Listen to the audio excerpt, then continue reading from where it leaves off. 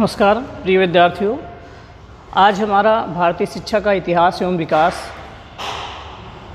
जो पेपर था उसमें एक नए टॉपिक पर हम चर्चा करने जा रहे हैं, बौद्धकालीन शिक्षा प्रणाली। जैसे इसके पहले के टॉपिक में हम वैदिक कालीन शिक्षा प्रणाली के बारे में पढ़ चुके हैं और भारतीय शिक्षा प्रणाली जो प्राचीन भारतीय शिक्षा प्रणाली है उसमें द्वितीय शिक्षा प्रणाली जो है वो बौद्धकालीन शिक्षा प्रणाली है।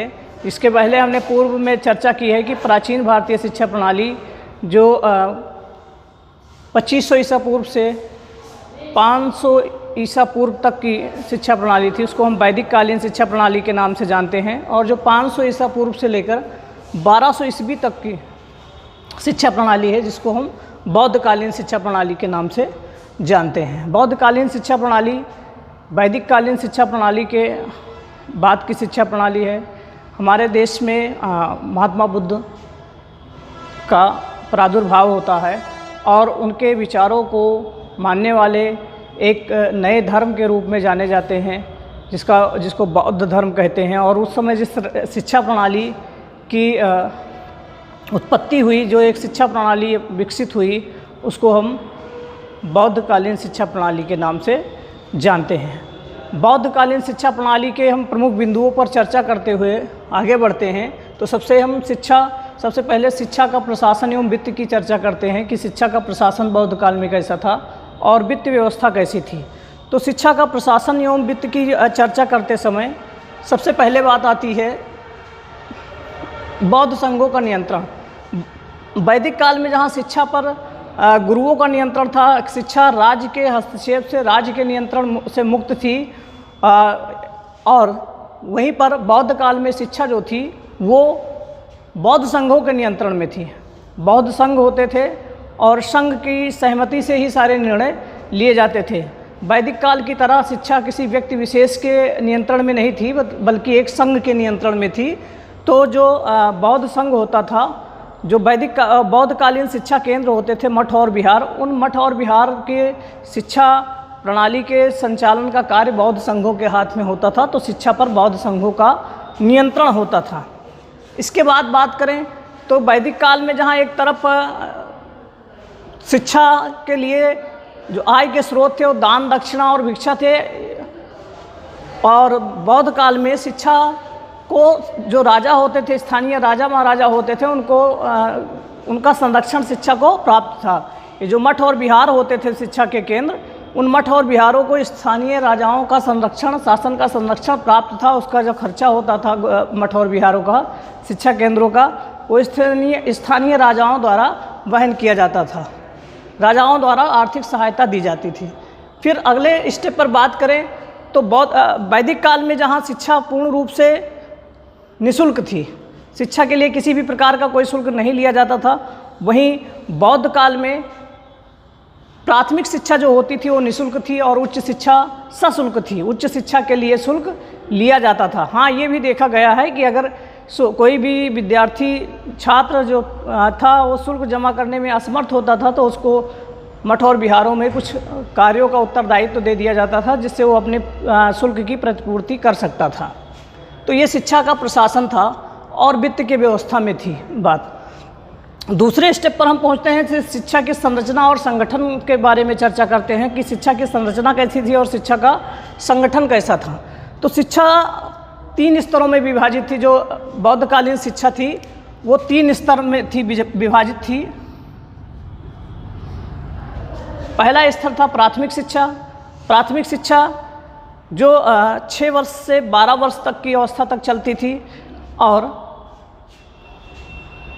ये प्राथमिक शिक्षा की जब बच्चा 6 वर्ष का हो जाता था तो प्राथमिक शिक्षा में उसको प्रवेश दिलाया जाता था। प्राथमिक शिक्षा मठ और विहारों में ही दी जाती थी। जैसे वैदिक काल में प्राथमिक शिक्षा घर पर होती थी, लेकिन बौद्ध काल में प्राथमिक शिक्षा मठ और विहारों में ही दी जाती थी। तो प्राथमिक शिक्षा जब बालक की उम्र 6 वर्ष की हो जाती थी तो एक संस्कार के तहत प्राथमिक शिक्षा शुरू होती थी। जैसे वैदिक काल में विद्यारंभ संस्कार होता था और उपनयन संस्कार होता था, ऐसे ही जो बौद्ध काल था इसमें पवज्जा संस्कार होता था। पवज्जा का अर्थ होता है बाहर लाना। बाहर जाता था विद्यार्थी अपने घर से निकलकर मठों और विहारों में उसका प्रवेश होता था। उस समय उसका प्रवज्जा संस्कार होता था और प्रवज्जा संस्कार के समय वो 10 प्रतिज्ञाएं लेता था। प्रवज्जा संस्कार के समय वो 10 प्रतिज्ञाएं लेता था, 10 नियम होते थे। उन 10 नियमों का वो कठोरता पूर्वक पालन करता था। इन 10 नियमों में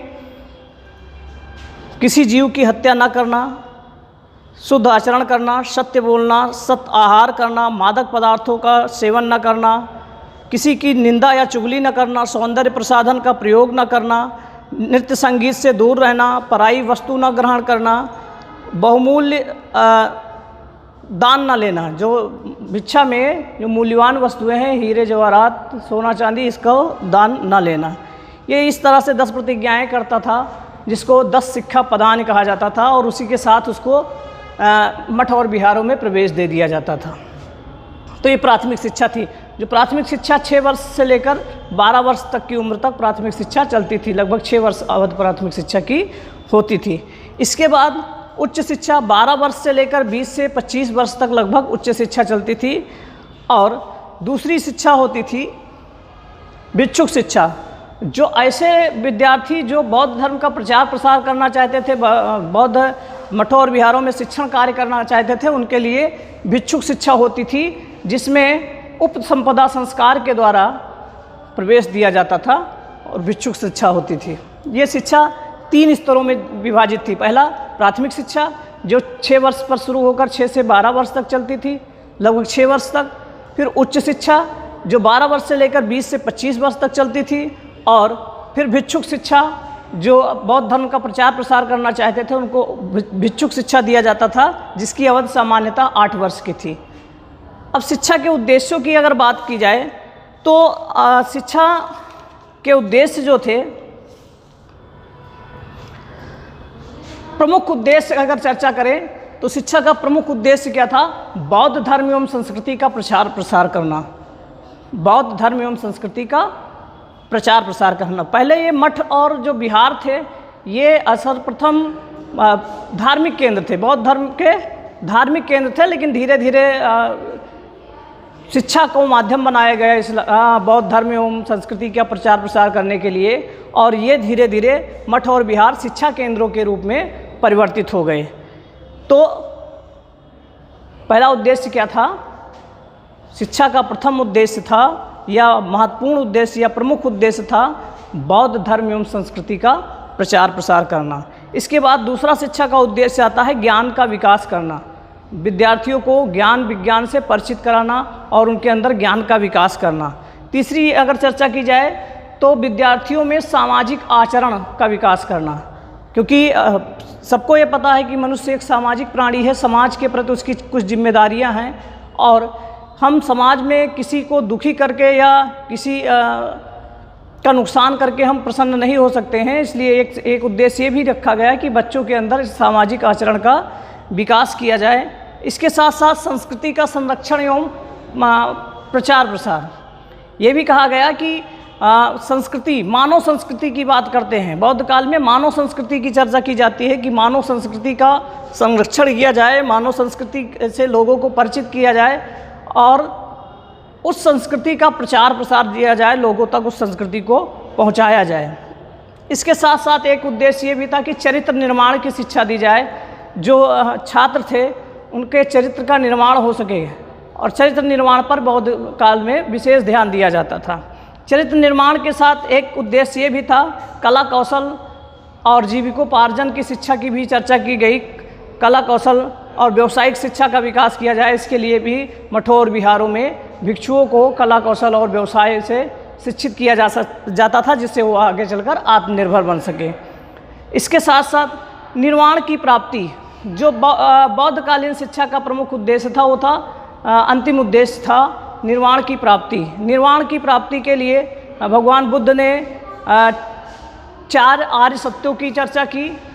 उन्होंने बताया कि दुख है, दुखों का कारण है और दुखों से छुटकारा पाना संभव है, अर्थात निर्वाण। और निर्वाण के लिए आप किसी भी प्रकार के पूजा जब तक की ज़रूरत नहीं है। निर्वाण की प्राप्ति के लिए आप मानव मात्र के प्रति कल्याण की भावना रखकर ही निर्वाण के भागीदार बन सकते हैं। किसी भी प्रकार दूसरे तरह से आप निर्वाण नहीं प्राप्त कर सकते हैं। मनुष्य के प्रति आपके अंदर दया भावना और कल्याण की भावना होगी, इसी से आपको निर्वाण की प्राप्ति हो सकती है। तो ये कह सकते हो कि बौद्धकालीन शिक्षा के ये उद्देश्य थे। अब पाठचर्या की बात की जाए तो पाठचर्या क्या होती है कि उद्देश्यों को प्राप्त करने का साधन जो होती है वो पाठचर्या होती है। जैसे हमारे उद्देश्य निश्चित होते हैं वैसे ही हमारी पाठचर्या निश्चित हो जाती है। पाठचर्या भी जब हमारा शिक्षा की संरचना एवं संगठन 3 स्तर पर थी तो पाठचर्या भी 3 स्तर पर विभाजित थी। इस 3 स्तर में पाठचर्या की बात की जाए तो प्राथमिक स्तर की पाठचर्या में एक सिद्धरस्तु नामक पोथी जो पाली भाषा में थी, उसके 49 पाली भाषा के 49 अक्षरों का ज्ञान उसमें कराया जाता था और भाषा का ज्ञान पढ़ना लिखना ये सिखाया जाता था प्राथमिक स्तर पर। और इसके तत्पश्चात 5 प्रकार के विज्ञान का ज्ञान कराया जाता था, जिसमें शब्द विद्या, शिल्प विद्या, चिकित्सा विद्या, हेतु विद्या और आध्यात्म विद्या नामक ये 5 विज्ञान पढ़ाए जाते थे। और बौद्ध धर्म का सामान्य ज्ञान भी प्राथमिक स्तर पर बच्चों को करा दिया जाता था।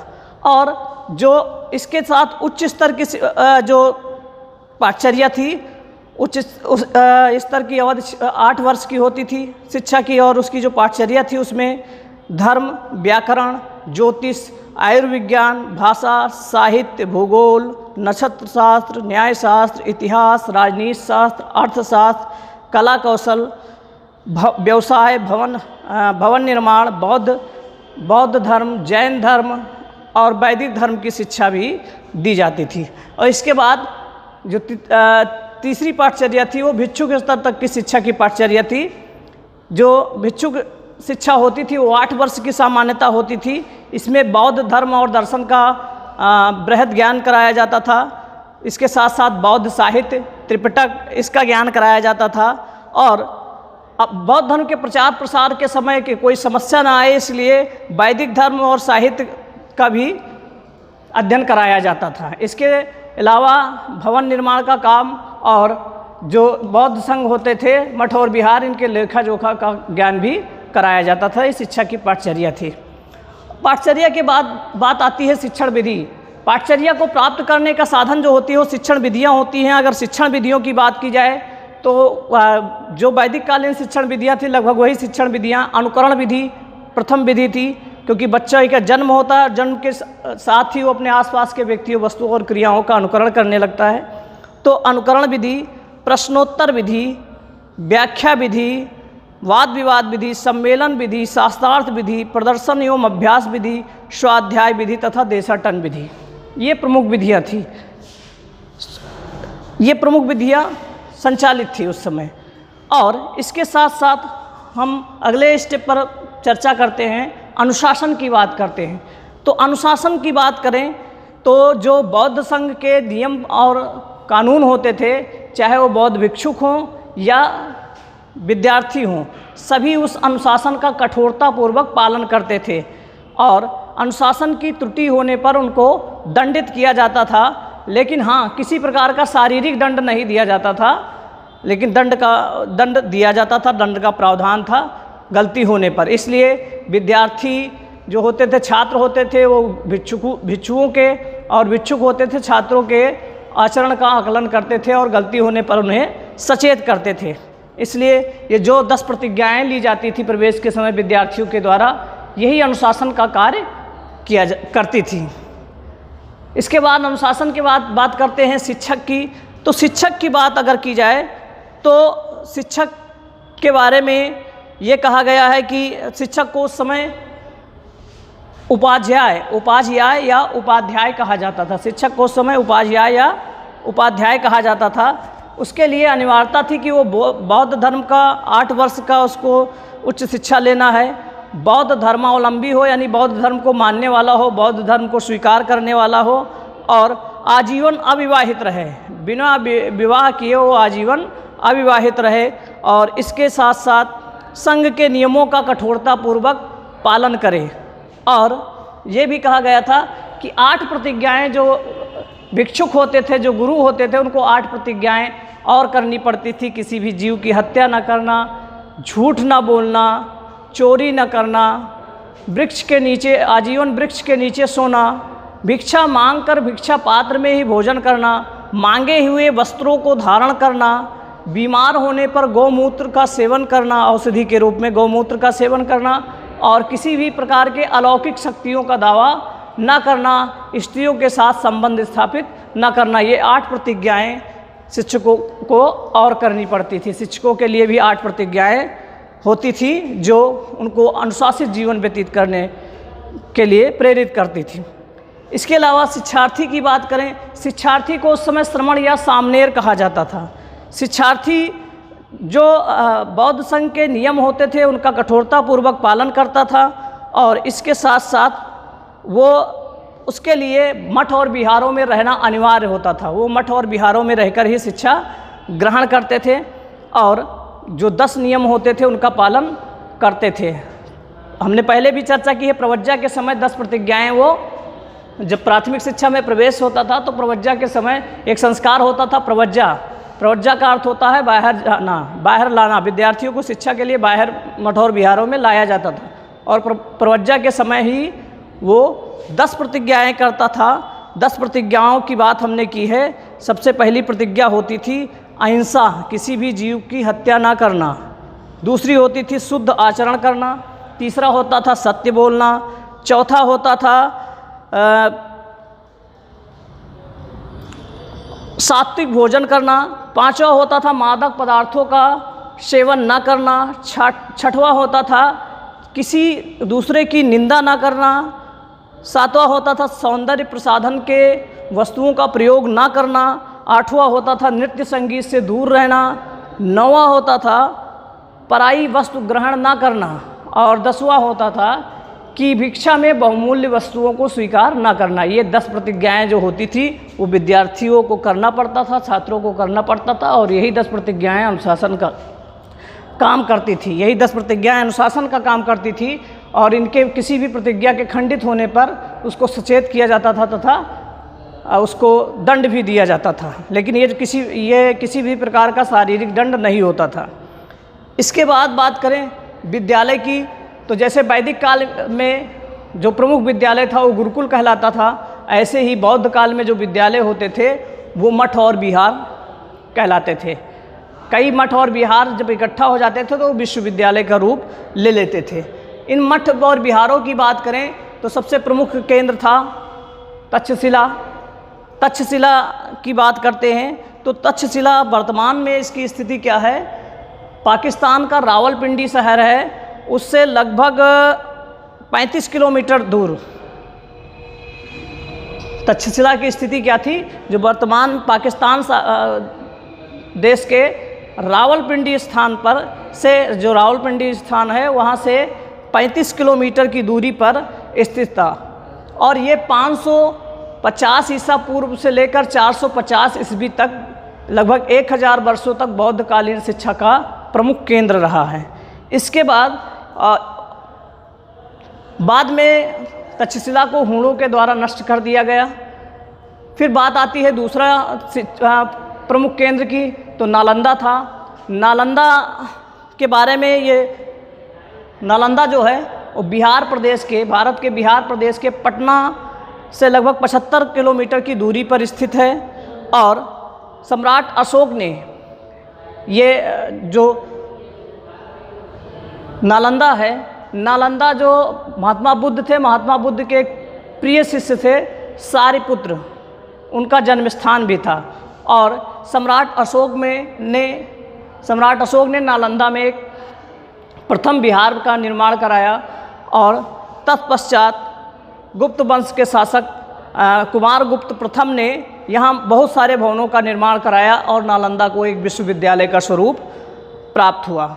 नालंदा के बारे में एक बहुत विस्तृत विश्वविद्यालय था। इसके बारे में ह्वेनसांग लिखते हैं, जो 7वीं शताब्दी के आसपास ह्वेनसांग भारत आता है, और वो लिखता है कि जब मैं नालंदा गया था तो वहाँ पर लगभग 300, नालंदा विश्वविद्यालय में लगभग 300 कक्षों में जो शिक्षण कक्ष थे उसमें कक्षाएं चलती थीं। 8 बड़े सभा भवन थे नालंदा विश्वविद्यालय के पास, 13 छात्रावास थे, कई शिक्षक आवास थे, भोजनालय था और 9 मंजिले का एक विशाल पुस्तकालय था जो तीन भागों में विभाजित था और जिसमें रत्नसार, रत्नरंजक और रत्नादध ये 3 क्षेत्रों में वो 3 भाग में नालंदा विश्वविद्यालय का पुस्तकालय जो था वो विभाजित था। जो रत्नसार की बात की जाए तो दुनिया के सभी धर्मों से संबंधित पुस्तकें लगभग रत्नसार में मिल जाती थी। रत्नरंजक में दुनिया के सभी विज्ञान से रत्नरंजक में दुनिया के सभी कला से संबंधित पुस्तकें मिल जाती थी और रत्नोदध में विज्ञान से संबंधित सारी पुस्तकें मिल जाती थी। तो नालंदा विश्वविद्यालय के पास एक समृद्ध पुस्तकालय भी था। इसके साथ साथ ह्वेनसांग ये भी लिखता है कि 1500 शिक्षक उसमें शिक्षण कार्य करते थे और लगभग 10,000 विद्यार्थी अध्ययन करते थे और ये विद्यार्थी चीन, Japan, Java, Sumatra, Indonesia, Korea, Myanmar, Burma, Tibet आदि देशों से के विद्यार्थी भी इसमें शिक्षा ग्रहण करते थे। हमने पहले भी चर्चा की है 1192 में जो पृथ्वीराज चौहान और मोहम्मद गौरी के बीच में युद्ध हुआ, पृथ्वीराज चौहान पराजित हुए और भारत में मुस्लिम शासनकाल की नींव पड़ी। कुतुबुद्दीन ऐबक जो मोहम्मद गौरी का गुलाम था दिल्ली की गद्दी पर बैठता है और कुतुबुद्दीन ऐबक जैसे दिल्ली की गद्दी पर बैठता है अपने सेनापति बख्तियार खिलजी को आदेश देता है और वो उस आदेश के द्वारा नालंदा विश्वविद्यालय को बख्तियार खिलजी के द्वारा नष्ट कर दिया जाता है। इतिहास में कई जगह यहाँ भी लगभग 1205 में इसको नष्ट कर दिया जाता है, 1205 ईस्वी में इसको नष्ट कर दिया जाता है। इतिहास में यहाँ तक भी कहा गया है कि नालंदा विश्वविद्यालय को तोड़वा दिया गया, वहाँ का पुस्तकालय जलवा दिया गया और वहाँ पढ़ाने वाले 1500 शिक्षक और विद्यार्थियों का उसी के अंदर कत्ल करा दिया गया था। ऐसा कई जगह पर मिलता है। तो ये नालंदा विश्वविद्यालय के बारे में था। इसके बाद अगर हम बौद्धकालीन शिक्षा की बात करें तो इसमें एक और उत्कृष्ट क्षेत्र है, वो था वल्लभी विश्वविद्यालय। वल्लभी विश्वविद्यालय गुजरात के काठियावाड़ जिले में स्थित है। यहाँ प्रथम विहार, इस विश्वविद्यालय जो है वल्लभी, इसमें प्रथम विहार का निर्माण मैत्रेक राजकुमारी दुद्दा ने कराया था। इसमें भी 100 विहार लगभग थे जिसने एक विश्वविद्यालय का रूप ले लिया। इसमें 200 शिक्षक पढ़ाने वाले थे और 6000 बच्चे लगभग पढ़ रहे थे। इसके अलावा विक्रमशिला की बात आती है। विक्रमशिला विश्वविद्यालय मगध राज के गंगा के तट के किनारे स्थित एक पहाड़ी पर था और पाल वंश के राजा धर्मपाल ने विक्रमशिला विश्वविद्यालय की स्थापना कराई थी और यहाँ पर लगभग 108 शिक्षक और 3000 शिक्षार्थी पठन पाठन का कार्य करते थे। 1203 में बख्तियार खिलजी ने विक्रमशिला विश्वविद्यालय को भी नष्ट करा दिया गया और इसका पुस्तकालय, इसके पास बहुत बड़ा एक बृहद पुस्तकालय था। उसके बारे में कई जगह पर मिलता है कि इस पुस्तकालय को लगभग 6 महीने तक इसकी किताबें जलवाई गई थी बख्तियार खिलजी के द्वारा, तब ये पुस्तकालय नष्ट हुआ था। इतना समृद्धशाली पुस्तकालय था। तो एक संक्षिप्त सा परिचय हमारे बौद्धकालीन शिक्षा प्रणाली का था और बौद्धकालीन शिक्षा प्रणाली के बाद हम मुस्लिम कालीन शिक्षा प्रणाली पर जाएंगे। अगर ये बौद्धकालीन शिक्षा प्रणाली के बारे में आपको वीडियो अच्छा लगा हो तो सब्सक्राइब करिए, लाइक करिए और शेयर करिए। धन्यवाद।